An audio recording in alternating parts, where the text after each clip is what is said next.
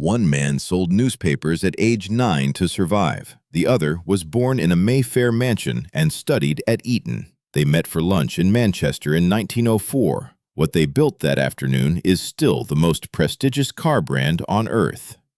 Henry Royce was born into poverty in 1863. His father's business failed, and by 9 years old, Royce was delivering telegrams to survive. At 14, his aunt paid for him to begin an apprenticeship at a railway works. He spent every evening teaching himself algebra and electrical engineering.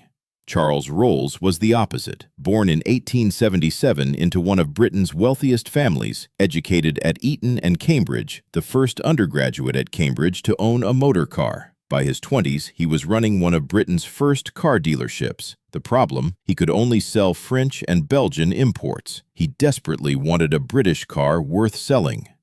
A mutual friend, Henry Edmonds, knew both men. He'd driven Royce's hand-built 10-horsepower car and was convinced it was something special. He arranged a lunch in Manchester on May 4, 1904. The exact location is actually disputed. Neither Rolls, Royce, nor Edmonds ever specifically mentioned which hotel. The Midland Hotel gets the credit, but historians believe they may have met somewhere else entirely. What's not disputed is what happened next. Within minutes of seeing the car, Rolls agreed on the spot to sell every single car Royce could build. On returning to London, Rolls told his partner, "I have met the greatest engineer in the world."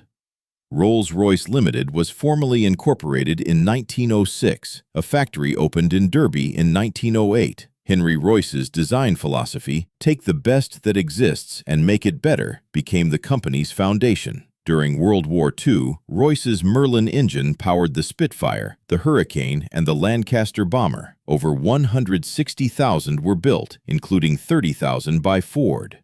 Charles Rolls died in a plane crash in 1910, just 6 years after that lunch, and 4 years before Rolls-Royce built its first truly iconic car. The man whose name comes first never saw what the company became. Henry Royce kept designing alone until his death in 1933, sketching engine designs on the beach near his home with a walking stick. The telegram boy who taught himself engineering built one of the most recognized names in history. The aristocrat who gave it credibility barely lived to see it begin.